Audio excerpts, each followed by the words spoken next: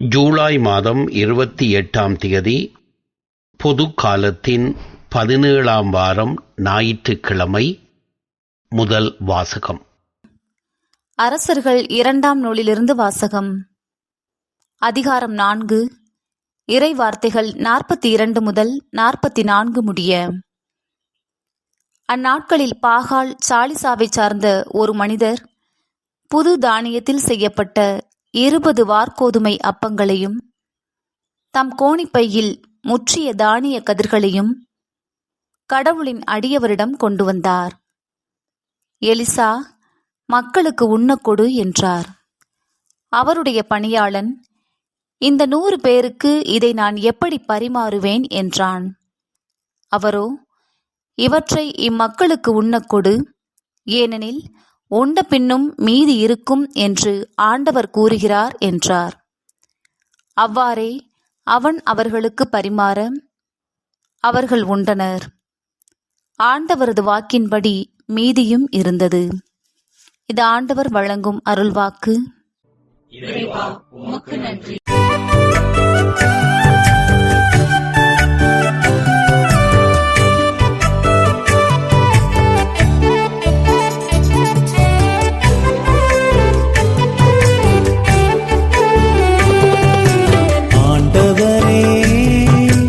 எல்லா உயிரினங்களின் விருப்பத்தையும் நிறைவேற்றுகின்றீர். ஆண்டவரே, எல்லா உயிரினங்களின் விருப்பத்தையும் நிறைவேற்றுகின்றீர். விருப்பத்தையும் நிறைவேற்றுகின்றீர். ஆண்டவரே, நீர் உருவாக்கிய யாவும் உமக்கு நன்றி செலுத்தும். உம்முடைய அன்பர்கள் உம்மை போற்றுவார்கள். அவர்கள் உமது அரசின் மாட்சியை அறிவிப்பார்கள். உமது வல்லமையை பற்றி பேசுவார்கள். ஆண்டவரே, எல்லா உயிரினங்களின் விருப்பத்தையும் நிறைவேற்றுகின்றீர். ஆண்டவரே, எல்லா உயிரினங்களின் விருப்பத்தையும் நிறைவேற்றுகின்றீர். விருப்பத்தையும் நிறைவேற்றுகின்றீர். எல்லா உயிரினங்களின் கண்களும் உம்மையே நோக்குகின்றன. தக்க வேளையில் நீரே அவற்றிற்கு உணவளிக்கின்றீர். நீர் உமது கையை திறந்து எல்லா உயிரினங்களின் விருப்பத்தையும் நிறைவேற்றுகின்றீர். ஆண்டவரே, எல்லா உயிரினங்களின் விருப்பத்தையும் நிறைவேற்றுகின்றீர். ஆண்டவரே, எல்லா உயிரினங்களின் விருப்பத்தையும் நிறைவேற்றுகின்றீர். விருப்பத்தையும் நிறைவேற்றுகின்றீர். ஆண்டவர் தாம் செய்யும் அனைத்திலும் நீதியுடையவர். அவர் தம் செயல்கள் யாவும் இரக்க செயல்களே. தம்மை நோக்கி மன்றாடும் யாவருக்கும், உண்மையாய் தம்மை நோக்கி மன்றாடும் யாவருக்கும் ஆண்டவர் அண்மையில் இருக்கின்றார். ஆண்டவரே, எல்லா உயிரினங்களின் விருப்பத்தையும் நிறைவேற்றுகின்றீர். ஆண்டவரே, எல்லா உயிரினங்களின் விருப்பத்தையும் நிறைவேற்றுகின்றீர். விருப்பத்தையும் நிறைவேற்றுகின்றீர்.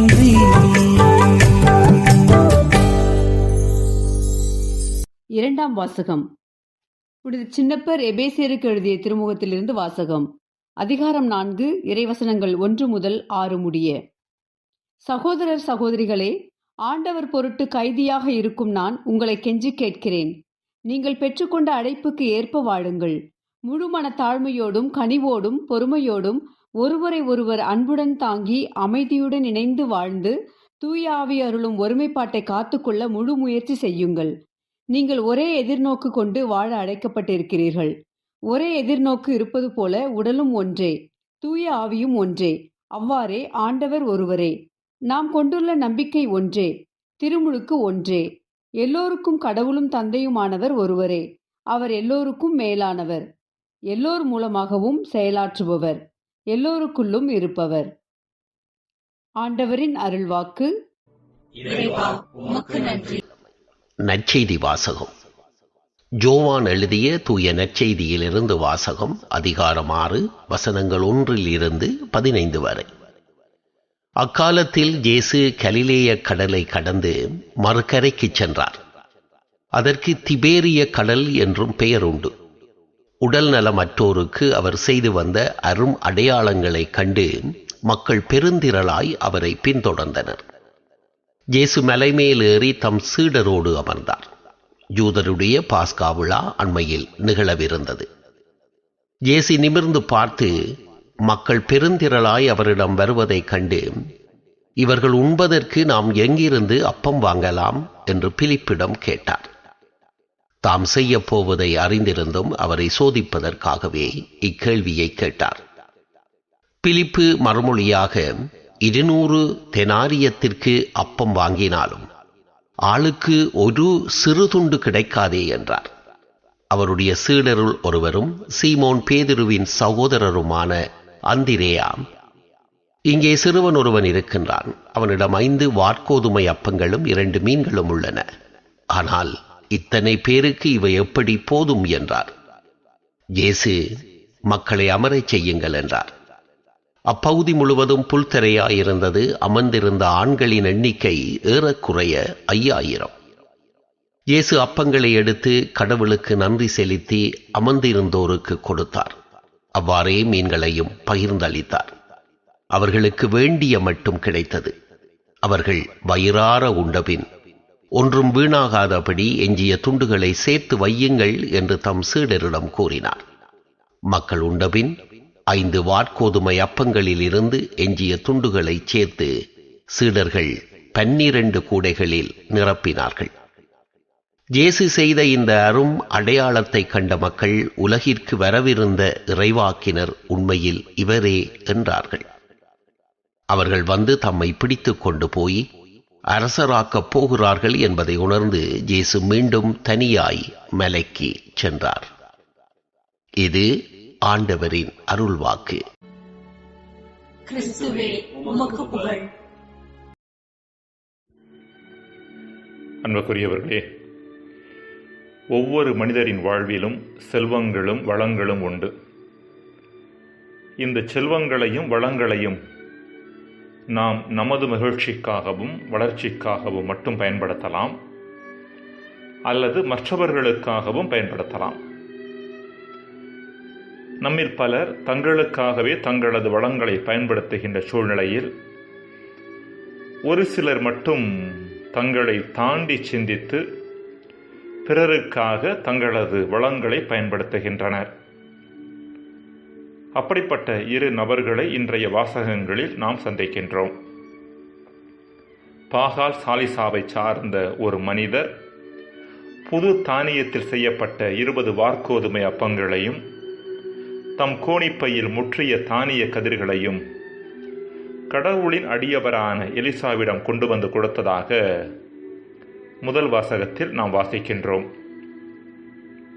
அதேபோல சிறுவன் ஒருவன் தன்னிடம் இருந்த 5 வாற்கோதுமை அப்பங்களையும் 2 மீன்களையும் இயேசுவிடம் கொடுத்ததை பற்றி நற்செய்தி எடுத்துரைக்கிறது. இவ்வாறு பிற நலனுக்காக கொடுக்கப்பட்டவற்றை கடவுள் எவ்வாறு பலுகி பெருகி அதிகமாக்குகின்றார் என்பதை வாசகங்களின் 2ஆம் பகுதிகள் எடுத்துரைக்கின்றன. 20 வார்க்கோதுமை அப்பங்களை 100 பேர் உண்டபின்னும் மீதி இருந்ததாக நாம் பார்க்கின்றோம். 5 வார்க்கோதுமை அப்பங்களை 5000த்திற்கு மேற்பட்டோர் வயிறார உண்டபின்னும் மீதி இருந்தவற்றை சீடர்கள் 12 கூடைகள் நிறைய எடுத்ததாக யோவான் எழுதுகின்றார். அன்புக்குரியவர்களே, மனமுவந்து பிறருக்கு கொடுப்பவற்றை கடவுள் ஆசீர்வதித்து பல மடங்காக்குகின்றார் என்கின்ற செய்தி இங்கு காண கிடைக்கின்றது. இறைவன் இந்த உலகிற்கு ஏராளமான நல்ல காரியங்களை செய்ய விரும்புகின்றார் என்பதில் எந்த சந்தேகமும் இல்லை. இறைவனின் இப்படிப்பட்ட விருப்பம் நிறைவேற வேண்டுமெனில் மனிதர்களாகிய நாம் நமது பங்களிப்பை செய்வது இன்றியமையாதது. நாம் நம்மிடம் இருப்பவற்றை எந்த அளவிற்கு இறைவனுக்காகவும் பிறருக்காகவும் கொடுக்க முன்வருகின்றோமோ அதற்கு ஏற்பவே இறைவனின் பதில் செயல்பாடுகளும் அமைகின்றன. உலக புகழ்பெற்ற வங்க கவிஞர் ரவீந்திரநாத் தாகூர் அவர்களது கவிதை ஒன்றின் சாராம்சம் இது. தான தர்மங்களுக்கு பெயர் போன அரசர் ஒருவர் தன் ரதத்தில் ஏறி தன் மக்களை சந்திக்க புறப்படுகின்றார். அந்த வழியில் இறந்து உண்பவர் ஒருவர் பிச்சை எடுத்துக் கொண்டிருக்கின்றார். அரசர் அந்த வழியே வருவதை கேள்வியுற்ற அவர் அரசரின் பார்வை தன் மீது விழாதா என்று ஏக்கம் கொள்ளுகின்றார். அரசர் தன்னை கண்ணுற்று தனக்கு பரிசுகள் வழங்கினால் தன் வாழ்க்கையின் பிரச்சனைகள் அனைத்து முடிவுக்கு வரும் என்று ஏக்கம் கொள்ளுகின்றார். அரசரை தாங்கி வந்த ரதம் இந்த பிச்சைக்காரர் இருந்த இடத்தில் நிற்கின்றது. அரசர் அதிலிருந்து இறங்கி இவரை நோக்கி நடந்து வருகின்றார். பிச்சைக்காரருக்கு சொல்ல முடியாத மகிழ்ச்சி. அரசரிடமிருந்து பரிசை பெறுவதற்கு தயாராகின்றார். ஆனால் அரசரோ பரிசை தருவதற்கு பதிலாக தன் கையை அவருக்கு முன்பாக நீட்டி அவர் ஏதாவது தரமாட்டாரா என்று எதிர்பார்க்கின்றார். பிச்சைக்காரருக்கு அதிர்ச்சியாகிவிட்டது. வேண்டா வெறுப்பாக தன் பையில் இருந்த அரிசி ஒன்றை மட்டும் எடுத்து அரசரின் உள்ளங்கையில் வைக்கின்றார். அதை பெற்றுக்கொண்ட அரசர் மீண்டும் தன் ரதத்தில் ஏறி சென்று விடுகின்றார். பிச்சைக்காரருக்கு வருத்தமாகவும் சோகமாகவும் இருந்தது. மறுநாள் காலை பிச்சைக்காரரின் கண்கள் தற்செயலாக அவரது பையில் இருந்த அரிசியில் விழுந்த பொழுது ஒரே ஒரு அரிசி மட்டும் தங்கமாக இருப்பதை பார்த்தார். அப்போது ஐயோ, இது இவ்வாறு நடக்கும் என்று தெரிந்திருந்தால் என் பையில் இருந்த அத்தனை அரிசியையும் கொடுத்திருப்பேனே என்று புலம்பினாராம். ஜெபம். இறைவா, எங்கள் நலனுக்காக நாங்கள் எடுக்கும் முயற்சிகளை விட சமூக நலனுக்காக நாங்கள் முன்னெடுக்கும் முயற்சிகளை நீர் பல மடங்கு ஆசீர்வதிக்கின்றீர் என்னும் உண்மையை நாங்கள் உணரச் செய்யும். ஆமேன்.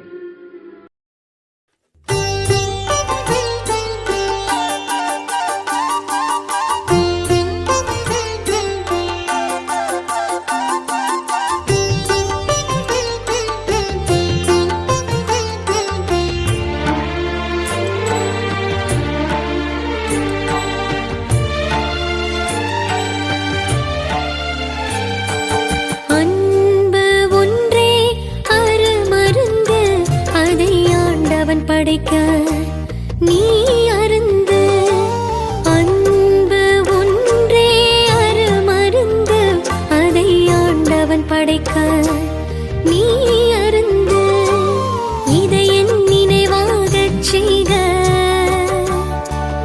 இன்றைய இயேசுவை உளமேற்கும் விருந்து, இதை என் நினைவாகச் செய்க. உளமே